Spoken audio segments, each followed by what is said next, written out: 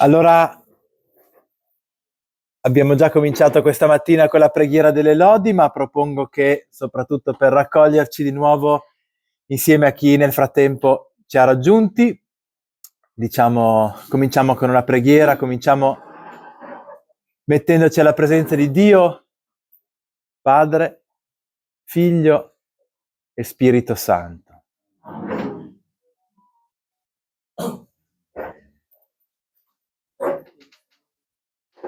Vieni a visitarci, Signore, con la tua grazia.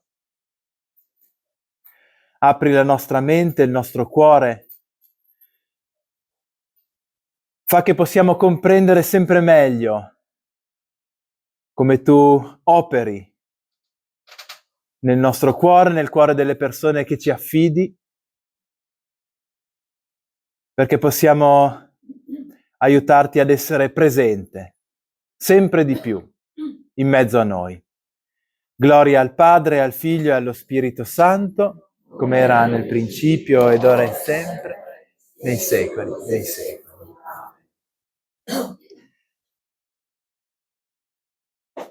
Bene, ecco, come dicono, non so se vi è mai capitato in alcuni teatri, ricordatevi di accendere il cellulare quando abbiamo finito.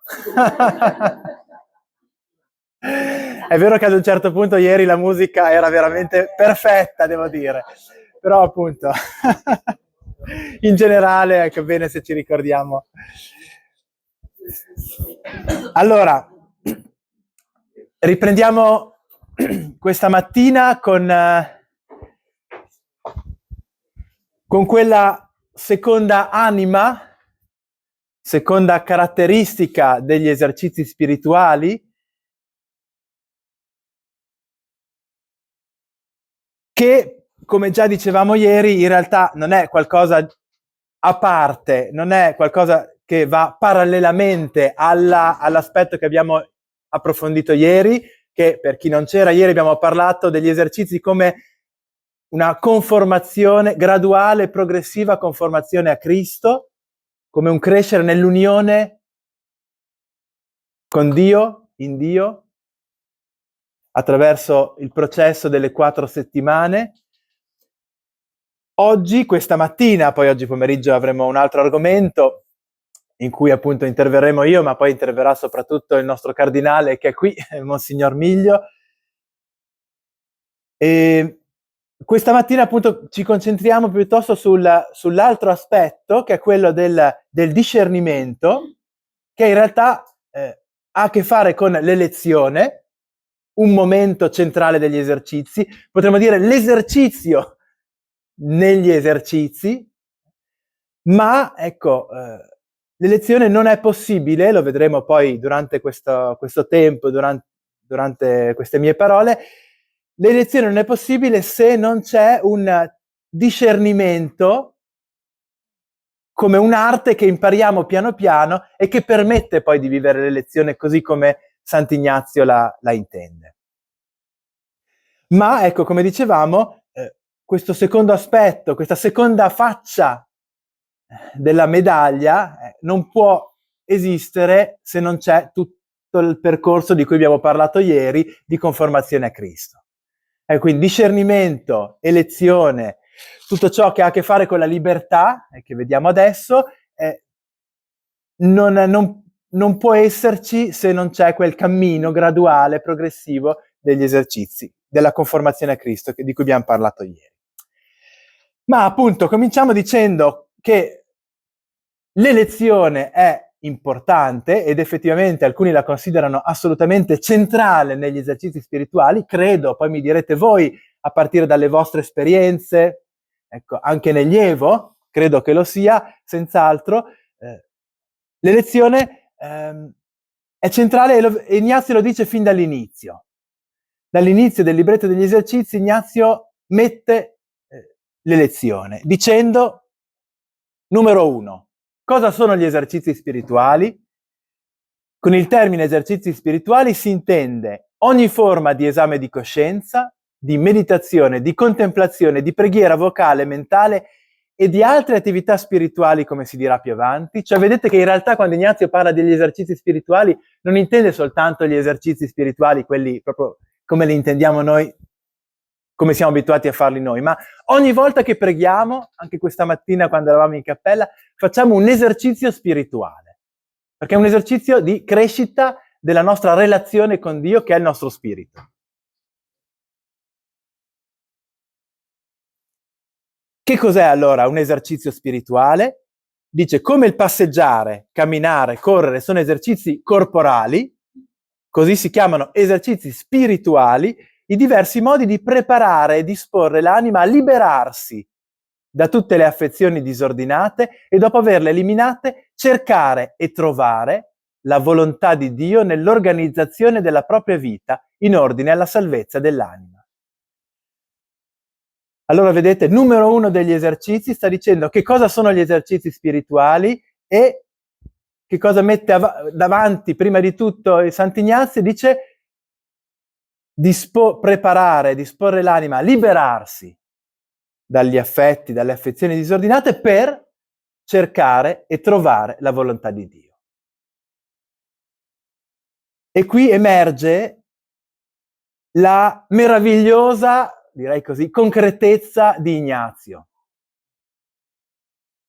Noi potremmo pensare, visto che Ignazio lo conosciamo soprattutto attraverso gli esercizi spirituali, che Ignazio fosse, ed effettivamente lo era, un mistico, che fosse ed era un uomo della vita interiore, ed effettivamente lo era, ma Ignazio era un uomo estremamente concreto, pratico, attivo.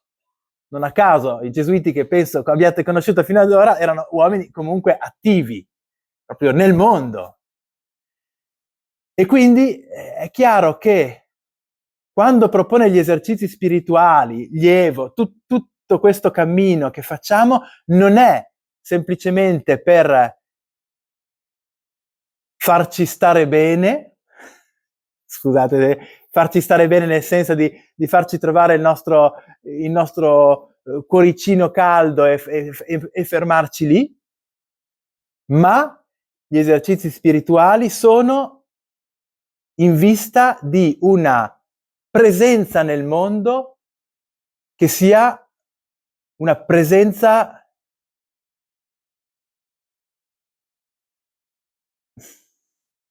divina, posso dirlo, che sia in qualche modo un portare Dio nel mondo. Quando viviamo un'esperienza, quella degli esercizi, e raggiungiamo una chiarezza di chi siamo e di cosa siamo chiamati ad essere nel mondo portiamo Dio. Ma lo portiamo appunto nella concretezza della nostra vita, con il nostro corpo, con il nostro temperamento, con quello che siamo.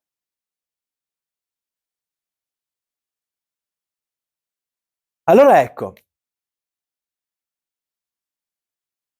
ci dice Ignazio, gli esercizi servono a liberarci da tutti gli affetti disordinati. Sappiamo che quando Ignazio parla di disordine, di affetti disordinati, non intende il disordine che c'è un po' in questo momento qui intorno a me o che abbiamo nelle nostre camere, no? Ma per Ignazio è ordinato ciò che è ordinato a Dio, disposto verso Dio. Il principio e fondamento che dice chi è l'uomo, che abbiamo visto e approfondito ieri, dice chiaramente qual è l'ordine. Tutto deve essere ordinato a Dio. È disordinato quello che porta altrove rispetto a quell'ordine. Allora ecco,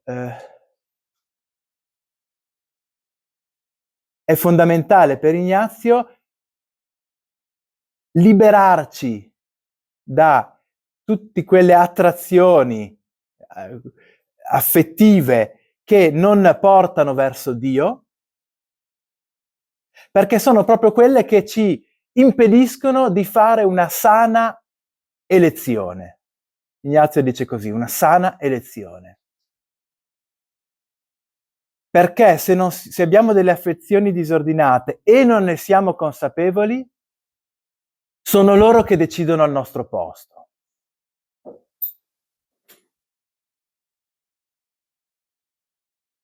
Se io ho un'affezione disordinata per la mia immagine o per anche una cosa molto più banale, no? Un'affezione disordinata per la ricchezza, allora inevitabilmente deciderò e tutte le mie decisioni saranno funzionali a diventare ricco o appunto ad arricchire la mia immagine, in qualche modo qualcosa che mi fa tornare su me stesso.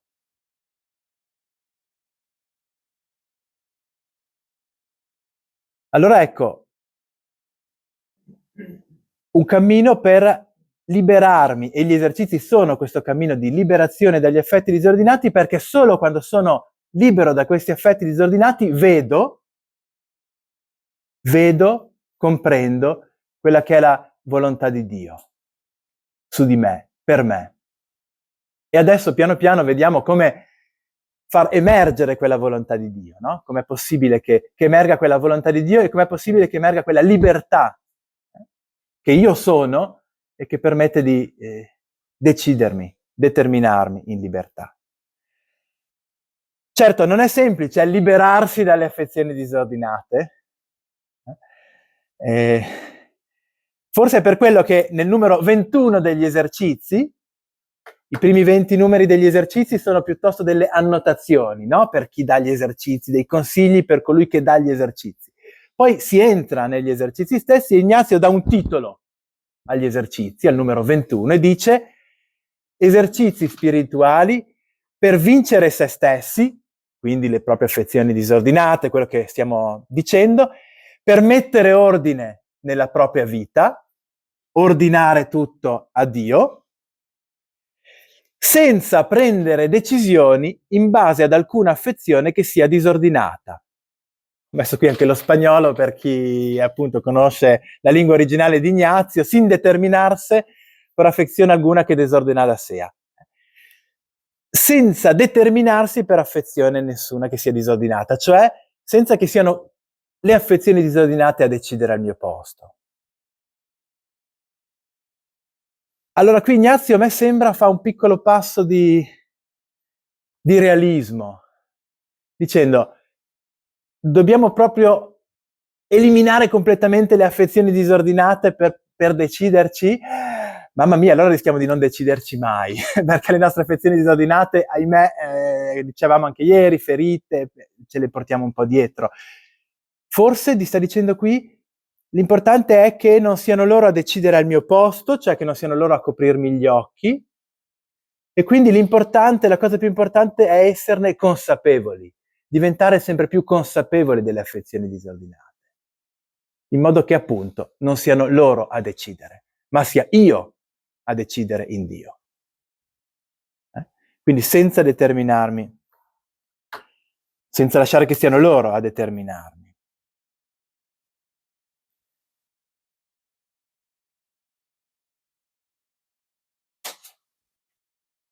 Come liberarsi dagli affetti disordinati e decidersi, determinarsi in Dio? Ieri abbiamo visto tanti passi che piano piano portano alla liberazione dagli affetti disordinati. Abbiamo visto come in prima settimana c'è un scendere alle proprie ferite, esporle alla cura di Dio e quindi piano piano essere liberati nella radice del peccato. Il peccato è evidentemente affetto disordinato, viene dai nostri affetti disordinati. Ma poi dicevamo anche come guardando il Signore Gesù, in seconda settimana, piano piano tutto ciò che in noi è dissonante da quel modo di essere al mondo che è quello suo, quindi tutto ciò che in noi è affetto disordinato, piano piano viene alla luce, si rivela e piano piano lo mettiamo da parte. Più Cristo cresce in noi e più i nostri affetti disordinati rivelano la loro inconsistenza e si sgonfiano, si smontano. Quindi, come dicevamo, è tutto un cammino graduale. E in questo cammino di graduale conformazione a Cristo c'è anche un cammino di crescita e qui utilizzo due parole che saranno importanti e che adesso approfondiremo, una crescita di consapevolezza interiore, che cosa mi succede dentro, e di discernimento, discernere.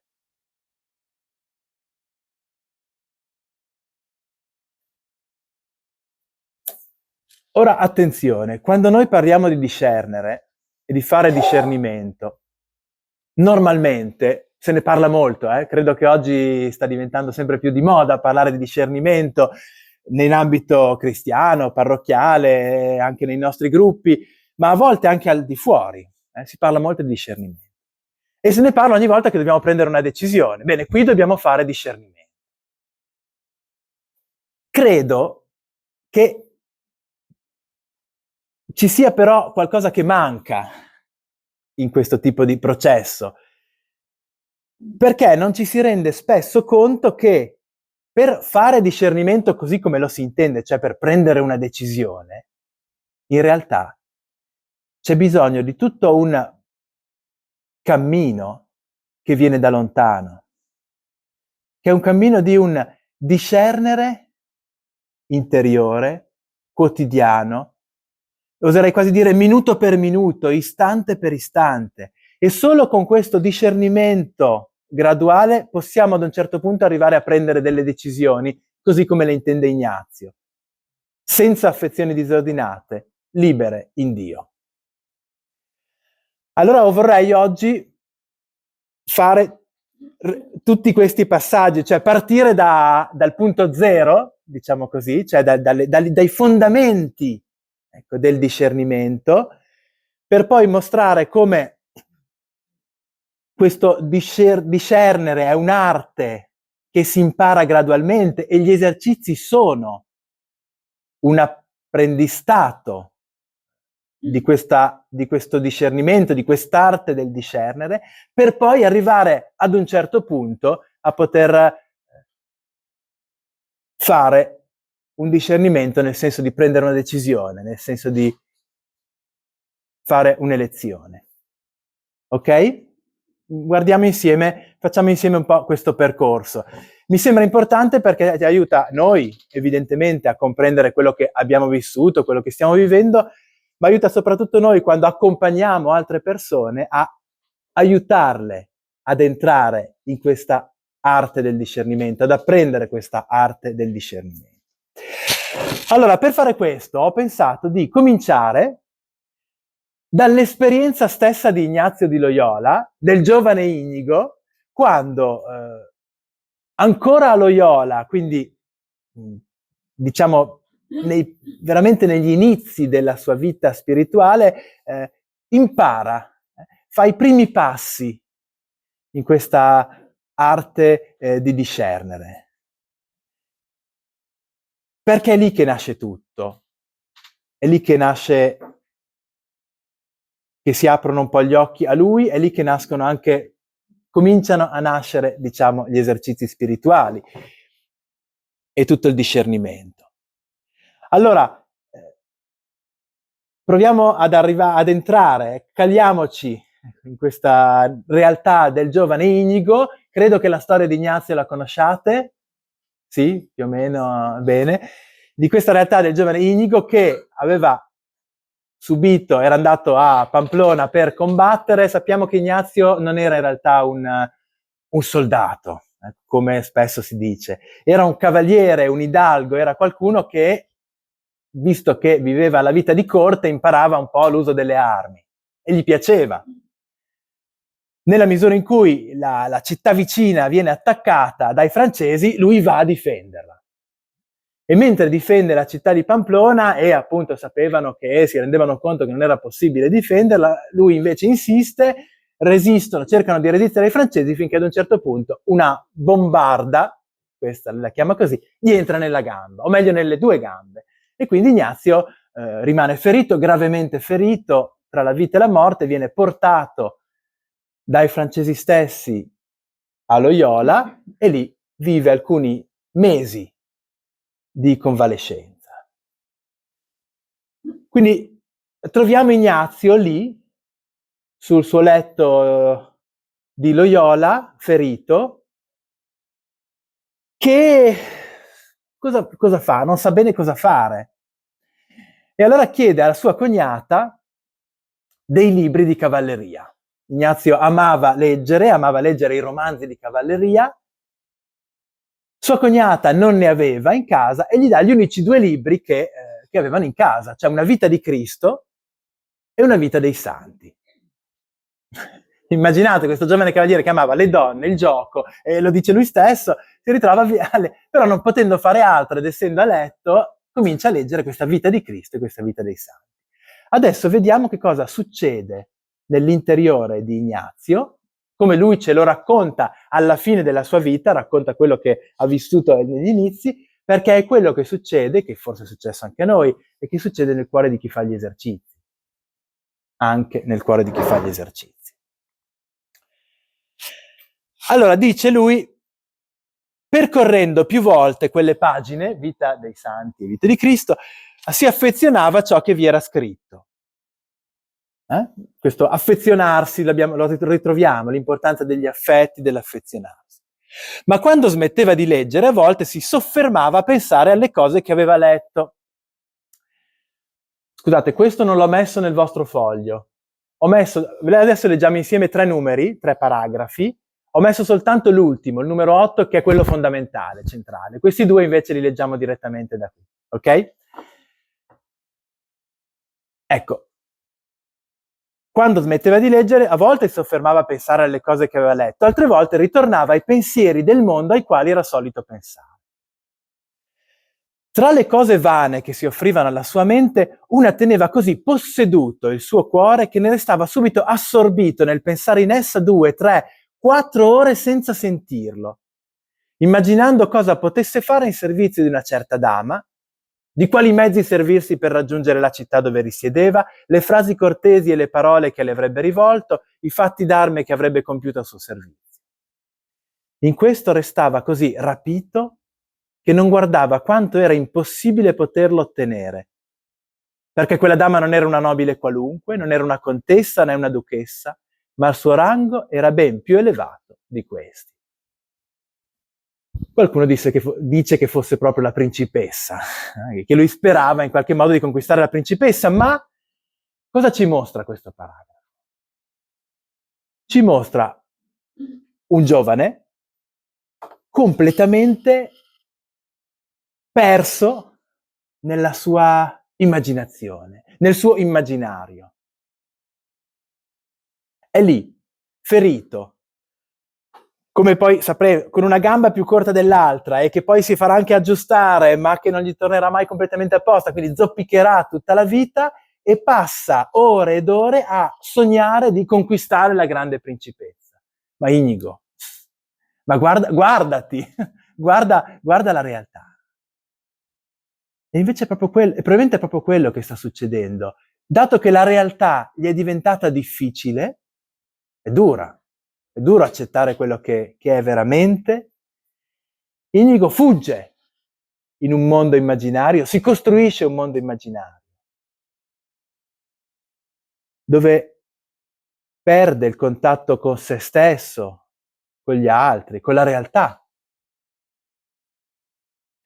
E ho sottolineato qui, no, questa affermazione senza sentirlo, in spagnolo appunto sin sentirlo. Come dire, sta lì 3-4 ore, 2-3-4 ore e neanche se ne rende conto perché non sente più.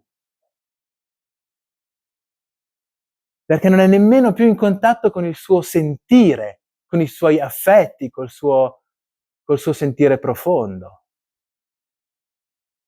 Appunto è completamente altrove, staccato da tutto, si fa dei film, come si direbbe oggi. No? Quante volte ci succede anche forse di sognare ad occhi aperti, di andare altrove?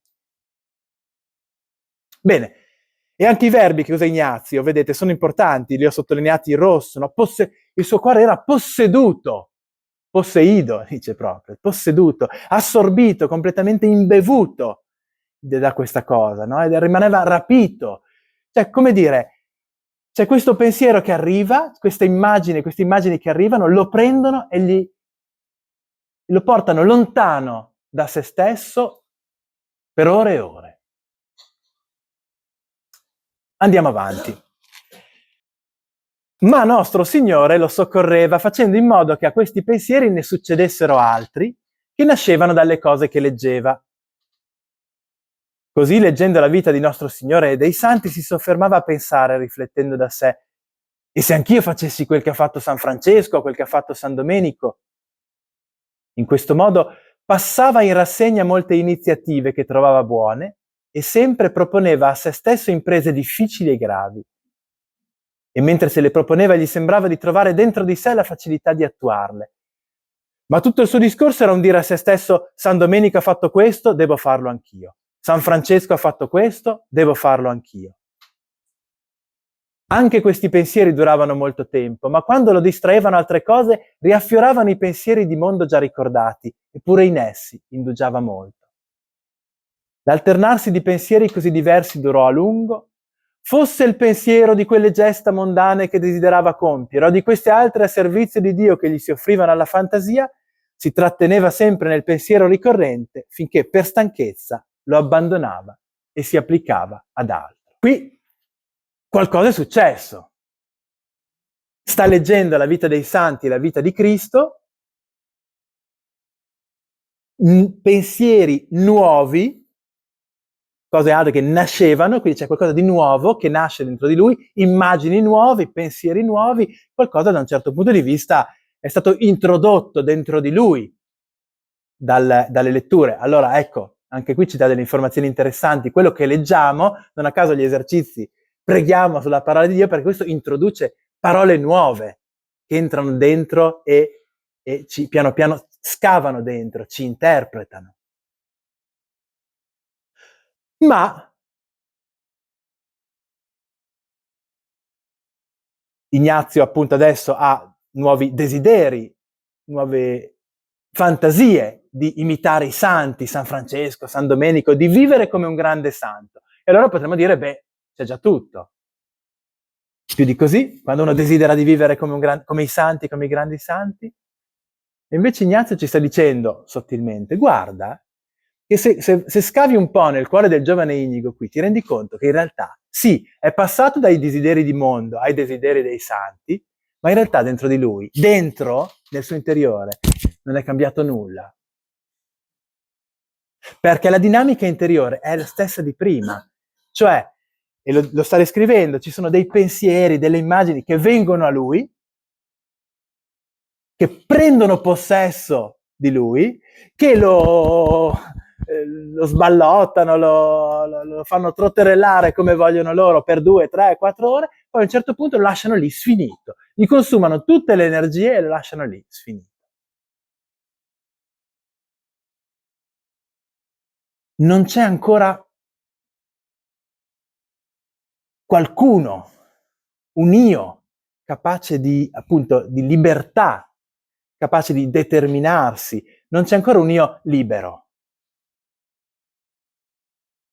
che vive la sua vita. Potremmo dire sono i pensieri e le immagini che gli vengono da fuori che lo vivono, nel senso che vivono la sua vita al suo posto.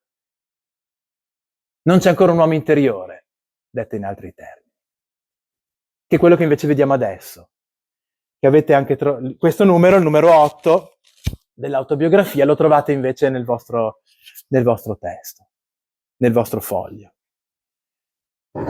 Perché ad un certo punto, dice Ignazio, c'era però questa differenza. Quando pensava alle cose del mondo, provava molto piacere, ma quando per stanchezza le abbandonava, si trovava secco e scontento. Invece, in quanto ad andare a Gerusalemme a piedi nudi, a non cibarsi che di erbe, a praticare tutte le austerità che aveva conosciute abituali ai santi, non solo si consolava mentre stava in tali pensieri, ma anche dopo averli abbandonati, rimaneva contento e allegro.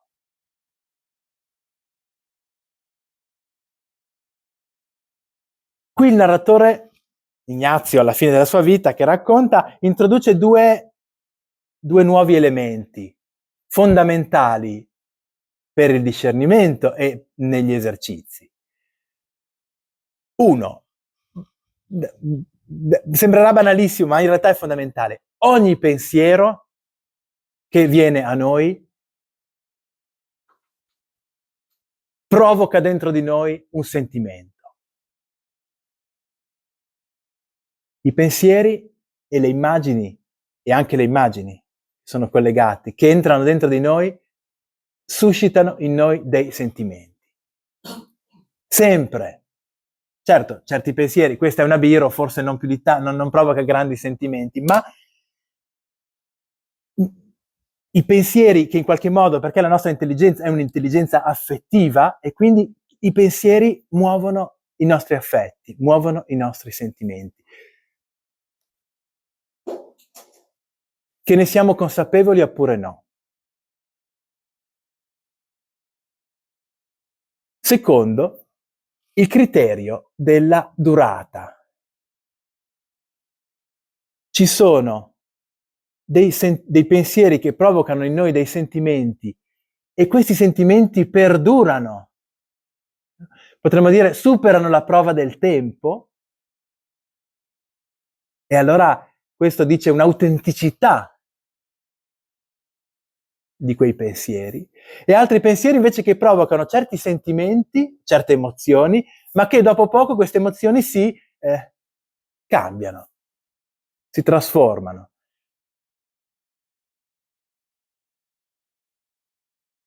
Non c'è discernimento senza durata, senza mettere i nostri pensieri alla prova del tempo.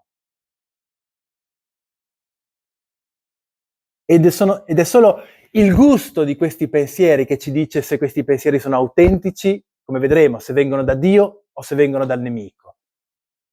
Dal gusto che hanno. E il gusto sono i sentimenti. Questo Ignazio ce lo dice, eh? Quante volte avrete parlato ai vostri esercitanti, avete sentito parlare del gusto, sentire, gustare le cose internamente. Cosa vuol dire? Sentire, vuol dire l'importanza del sentimento, del sentire. Ma, dice Ignazio, non vi prestava attenzione, quindi c'era questa differenza tra certi pensieri e altri, perché lasciavano in lui un gusto diverso, ma non vi prestava attenzione e non si fermava a valutare questa differenza finché una volta gli si aprirono un poco gli occhi e cominciò a meravigliarsi di quella diversità e a riflettere su di essa, cogliendo per esperienza che a causa di alcuni pensieri rimaneva triste, di altri allegro.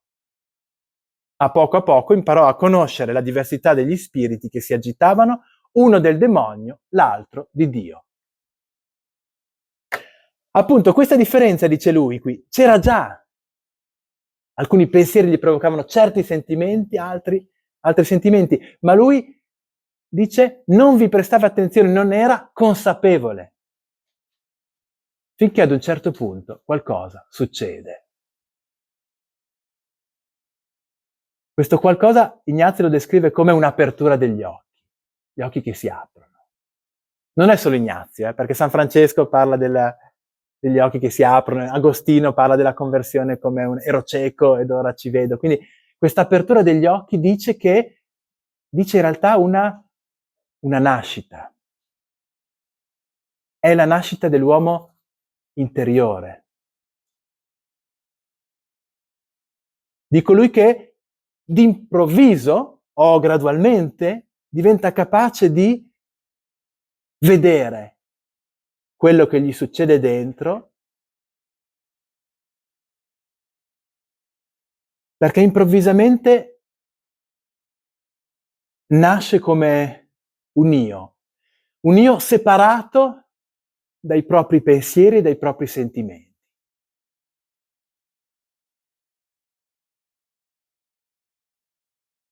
Questo è l'uomo interiore. Questo è l'uomo spirituale. Colui che piano piano diventa capace di quella sana distanza da sé dai pensieri che vengono a lui e dai sentimenti che questi pensieri provocano dentro di lui, di lei. Quella di sana distanza che permette di gustare quei pensieri, quelle immagini, di osservarle,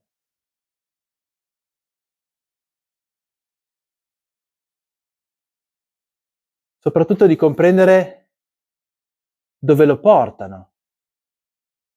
Nella misura in cui il giovane Inigo diventa capace di gustare quei pensieri, sente che alcuni lo lasciano contento, soddisfatto, lo portano alla vita, lo portano alla gioia.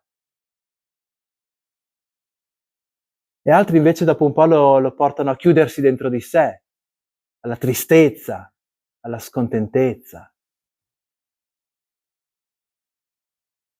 Alcuni pensieri portano alla vita e altri portano alla morte. E Inigo può finalmente rendersene conto perché nasce a sé.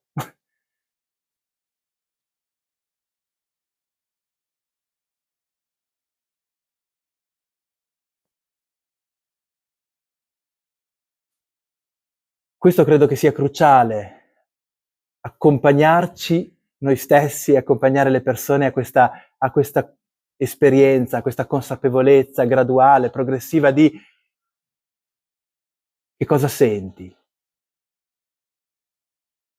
quali sono i pensieri che vengono a te, quali sono i pensieri che sono venuti durante questo tempo di preghiera e quali sentimenti sono stati provocati da questi pensieri. E poi quali portano alla vita e quali portano alla morte.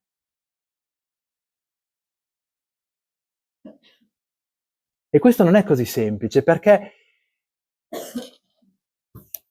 tendiamo ad essere, ad identificarci con i nostri con i pensieri che vengono a noi, no? Quanta gente anche viene anche a confrontarsi, anche a confessarsi. Ma io ho dei pensieri, non dovrei, si preoccupano per i pensieri che, ma guarda che, un attimo, tu non sei i tuoi pensieri. I pensieri che, Ignazio lo dice chiaramente, ci sono dei pensieri che vengono da fuori. Poi la questione è cosa noi facciamo dei pensieri che vengono da fuori, che vengono dentro di noi. Quello sì, certo, cosa ne facciamo? Ma noi non siamo i nostri pensieri. E la consapevolezza di non essere i nostri pensieri, dico così, non essere i nostri pensieri, ma nel senso di... Questa consapevolezza permette di liberarci da sensi di colpa rispetto ai pensieri che vengono a noi e di fare quel processo interiore di gustare i pensieri, osservarli. Questo mi interessa perché mi dà vita, questo non mi interessa perché mi porta alla morte. Questo è un pensiero buono e questo è un pensiero cattivo. E quando Ignazio dice buono e cattivo, non sta dando un giudizio morale. Ahimè, questo è cattivo, non dovrei averlo. No, viene. Sta dando un giudizio di gusto. È buono, mi dà vita, mi fa stare bene.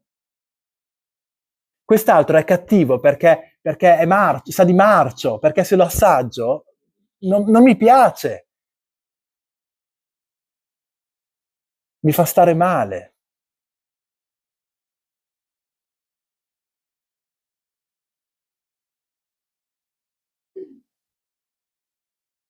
E Ignazio fa un passaggio in più, che è l'ultima frase che abbiamo letto.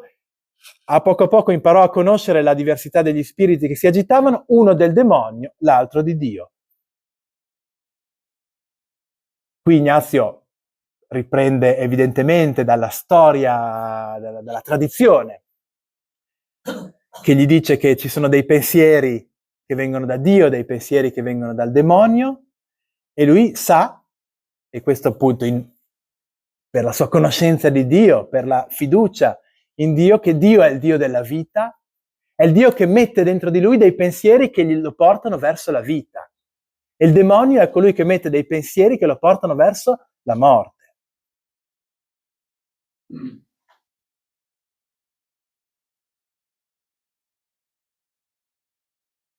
Allora ecco, credo che questo sia un passaggio cruciale. Che succede? A Ignazio è successo ad un certo punto, poi dirà, poi dopo un po' gli occhi gli si chiuderanno ancora, eccetera, eccetera, poi gli si riapriranno definitivamente. Va bene, adesso non abbiamo il tempo di guardare tutta la storia di Ignazio, ma senz'altro è qualcosa che non possiamo provocarci noi, così adesso mi si aprono gli occhi, ma in cui possiamo allenarci, esercitarci piano piano per crescere in questa consapevolezza, in questa vita interiore. Nella misura in cui ci prendiamo il tempo, le energie, per guardarci dentro, per ascoltarci dentro, senza giudizio,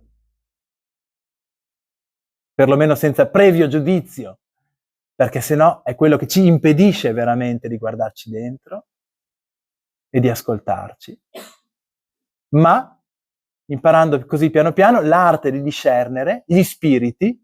Vedete? La diversità degli spiriti. Cosa sono gli spiriti per Ignazio? Questo già lo sapete. Sono proprio quei pensieri, quelle immagini che vengono dal di fuori e che ci muovono in qualche direzione, verso la vita o verso la morte.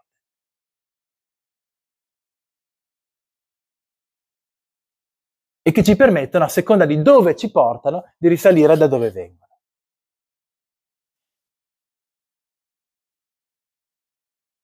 Ecco allora che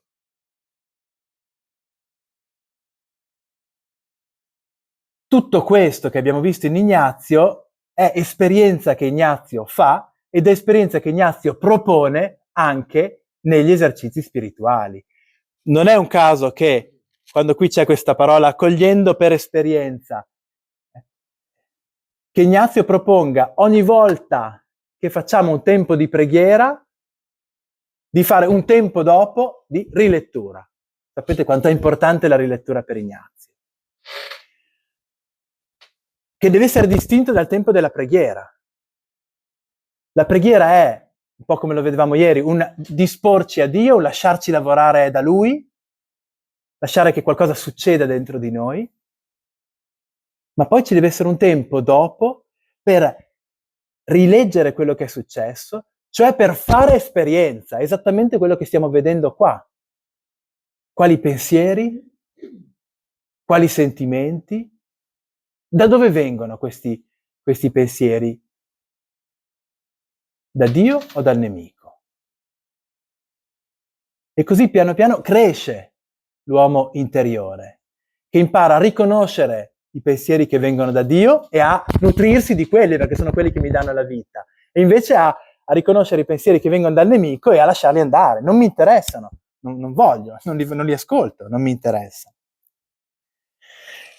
E poi ecco, negli esercizi spirituali, al numero 32 degli esercizi, questo penso di averlo messo nel foglio, Ignazio riprende esattamente questo, quando dice: presuppongo in me 3 tipi di pensiero, cioè uno mio proprio, che deriva unicamente dalla mia libertà e dalla mia volontà, e gli altri 2 che provengono dall'esterno, uno dallo spirito buono e uno dallo spirito cattivo.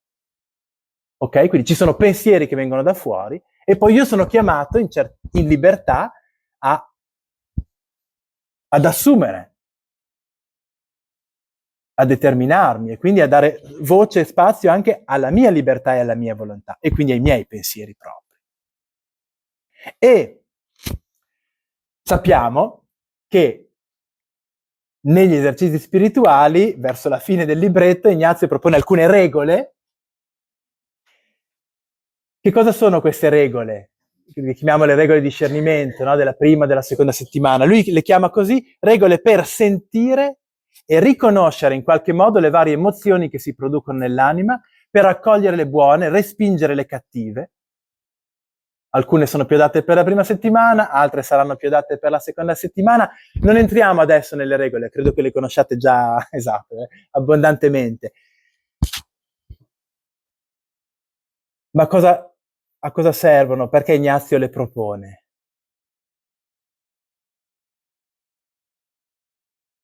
Per imparare, come dice lui, a sentire, direi di più, per imparare a interpretare quello che sentiamo,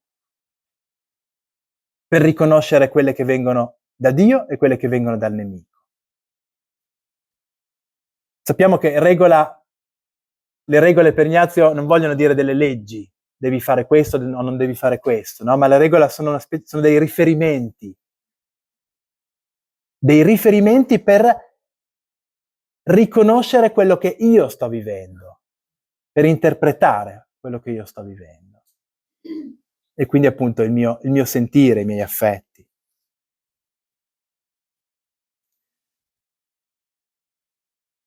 Ecco.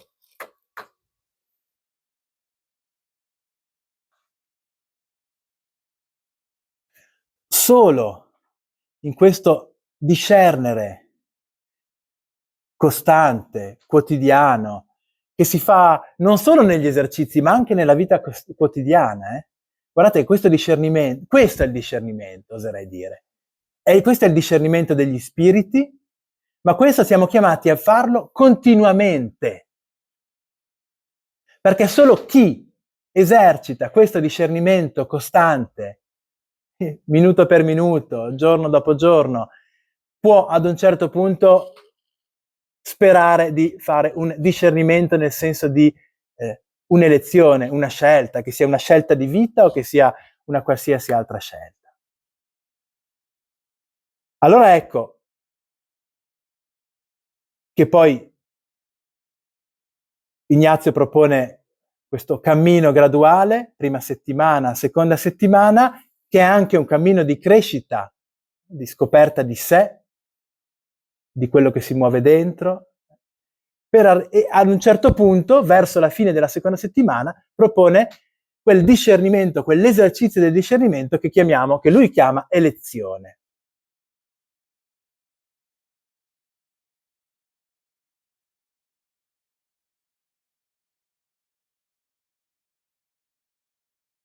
L'anima che cresce in Dio attraverso la contemplazione, la meditazione e attraverso questo discernimento degli spiriti, ad un certo punto, dice Ignazio, diventa capace di entrare in quella libertà profonda che, e adesso poi mi spiego se riusciamo a far partire, che diventa la libertà di Dio in me. E qui è un passaggio un po' difficile, ma spero di riuscire a rendervelo, a spiegarvelo. Per Ignazio dicevamo ieri, parlavamo del principio fondamento, diciamo l'uomo è creato per lodare, servire e riverire Dio, quindi creato da un altro per un altro, ma il peccato, gli affetti disordinati ci tengono lontani da quello che siamo realmente, da questa nostra identità profonda in Dio. Quando raggiungiamo questa nostra identità in Dio, questa identità cristica, raggiungiamo la nostra libertà profonda. Siamo liberi, perché siamo creati liberi. Perdiamo questa libertà, o almeno una parte di questa libertà. Il cammino degli esercizi ha lo scopo, allora sì, ha lo scopo di farci trovare noi stessi, questa nostra identità profonda, e quindi farci trovare la nostra libertà profonda. E quando siamo pienamente liberi, quando siamo pienamente noi stessi, siamo in Dio e lì possiamo deciderci liberamente e fare una sana elezione.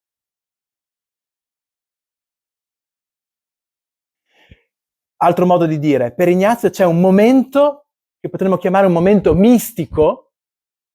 Allora, non abbiamo pensato di fare un tempo su esercizi e mistica, ma gli esercizi sono una mistica, perlomeno cercano di condurre a quel momento mistico, che forse è solo un momento, è solo qualche istante, qualche momento in cui sono pienamente libero in Dio, libero dagli affetti disordinati, libero da tutto ciò che è ostacolo dentro di me, quindi si parla di libertà interiore, a cui tutto quel cammino che abbiamo visto porta, e quando sono libero in Dio,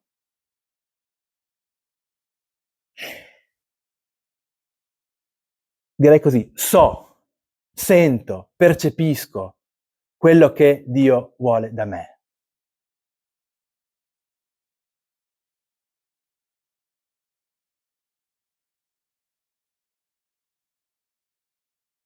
E come lo percepisco? Lo percepisco come una volontà esteriore di qualcuno che viene a dirmi guarda che io voglio che tu faccia. Qualcuno a volte lo dice, no, Dio mi ha detto, scusa, io non ho mai sentito, io non ho mai avuto la grazia di sentire che Dio venisse a suggerirmi una parola nell'orecchio, che no, ma almeno guardiamoci dentro bene prima di dire così.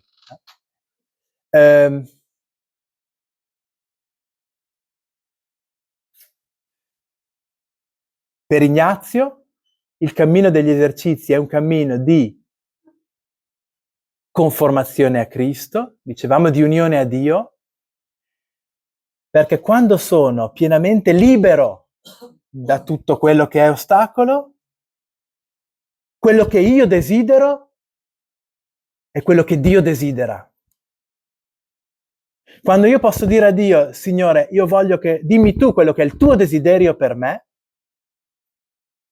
sperimento che dall'altra parte qualcuno mi dice, Tiziano, io desidero quello che tu desideri, la tua vita, la tua pienezza, la tua gioia.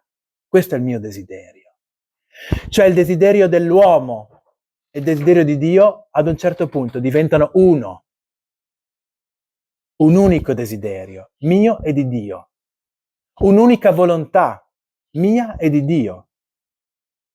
L'elezione, chi è che elegge? Sono io, è Dio, e non c'è una risposta, è evidente, siamo noi, io e Dio e io, che viviamo quel tempo, quell'esperienza di elezione. Certamente Ignazio lo dice, l'elezione in qualche modo è l'esercitante che la fa e la offre, ma la fa e la può vivere pienamente solo nella misura in cui ha raggiunto questa profonda libertà interiore in Dio.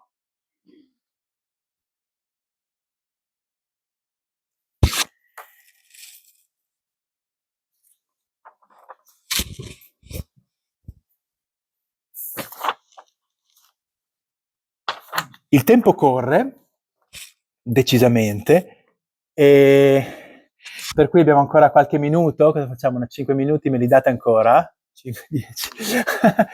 Poi vediamo, perché poi vi lascio, appunto, nell'altra pagina trovate parecchie citazioni, perché adesso emergerà un altro aspetto di me che fino ad ora non era molto emerso, il mio aspetto, diciamo, un po' francese. Io ho avuto la grazia, ognuno la può vedere come vuole, di studiare molti anni in Francia, quindi quello che sono i miei approfondimenti fondamentalmente li ho fatti là, e ho incontrato, soprattutto a livello testuale, degli autori che negli anni 50, 60, 70, 80, insomma comunque nella seconda metà del secolo scorso hanno molto approfondito gli esercizi e in una maniera intelligente, decisamente. Alcuni di questi sono stati tradotti, il famoso Giuliani, credo che lo abbiate esatto, ma altri no.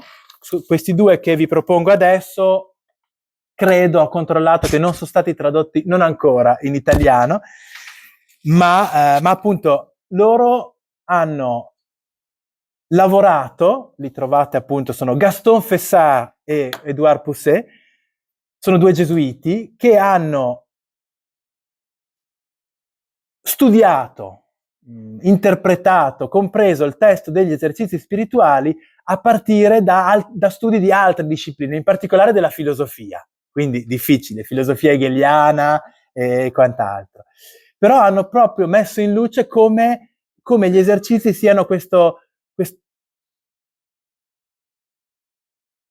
cammino della libertà. Questo cammino di libertà che è un cammino di verità per portare l'uomo ad essere quello che è veramente, cioè libero in se stesso, libero in Dio, e per poter ad un certo punto decidersi, determinarsi in Dio.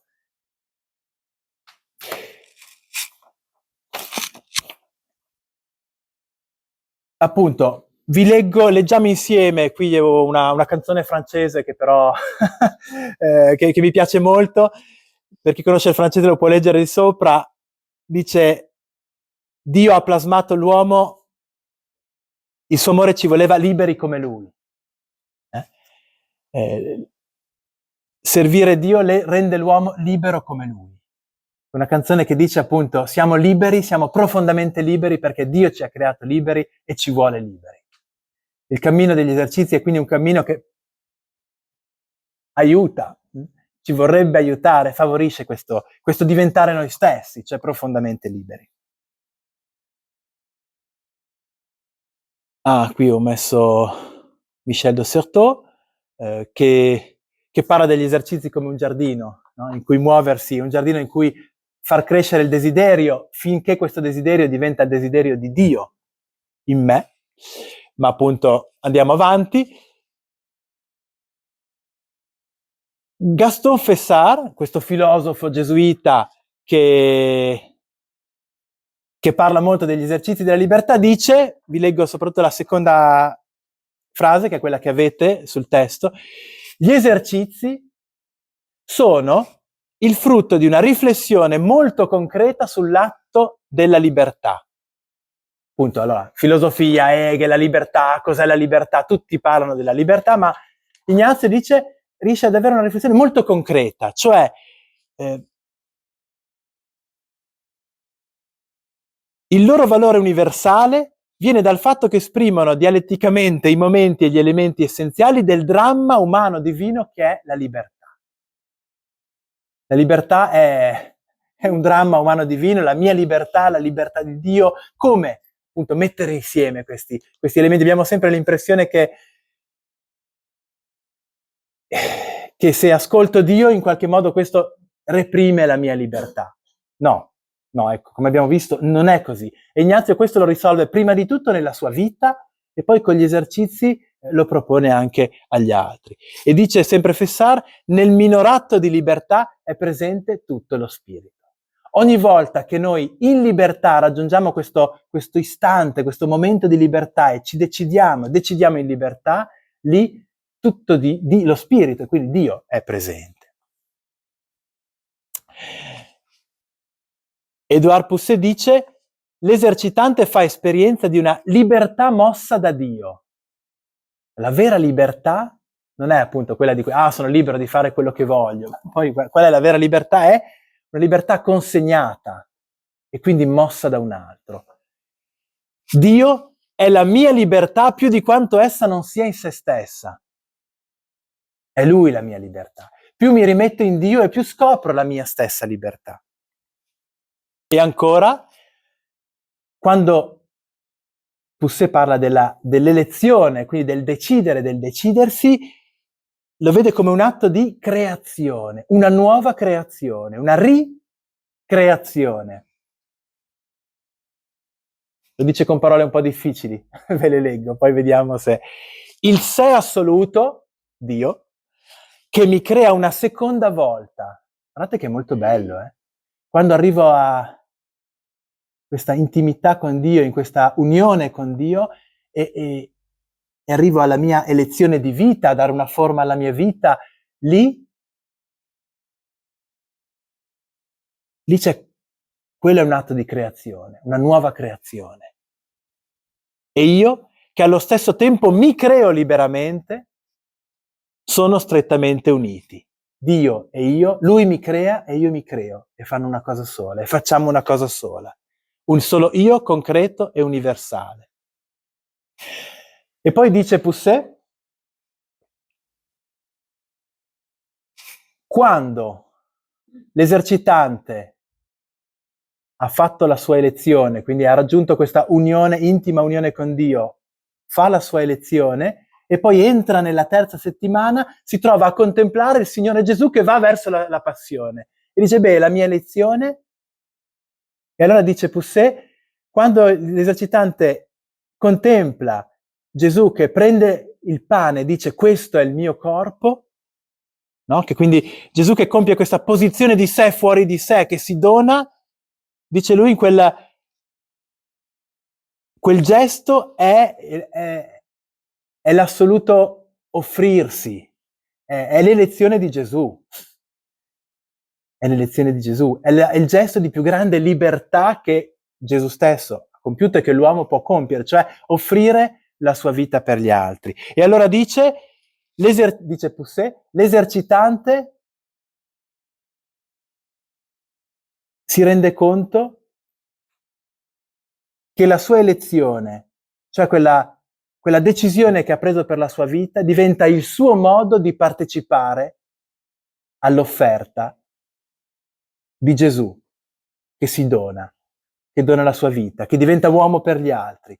Il mio modo di dare la vita come Gesù è la mia elezione di vita, è il mio sposarmi, è il mio vivere da laico in quel lavoro, è il mio diventare religioso, sacerdote o religiosa, ecco, quello è il mio modo di offrire il mio corpo, di dare la mia vita, ma solo e solo se quella decisione è presa in libertà, in autentica libertà. Chiudo lasciandovi questa bella immagine, credo almeno, di Fessard, che quando parla da un'immagine generale degli esercizi, dice: gli esercizi sono come una cattedrale. Adesso leggiamo questo e poi vi lascio al silenzio e alla condivisione. Dice Fessard: nei suoi esercizi Ignazio ha saputo delimitare l'istante divino dell'uomo, il suo istante di libertà che a partire dall'elezione si irradia verso tutte le parti dell'edificio, come intorno al tabernacolo. Dopo l'oscuro passaggio nel quale l'anima penitente, sotto la pressione delle prime verità, solide come torri difensive, si purifica dalle cose passate attraverso il timore, avanza lungo l'elevazione luminosa della navata e si istruisce di mano in mano, contemplando i misteri della vita di Cristo nella successione delle vetrate. Appunto, no, sta facendo un percorso in una cattedrale, dice, si comincia dall'ingresso oscuro di purificazione, poi appunto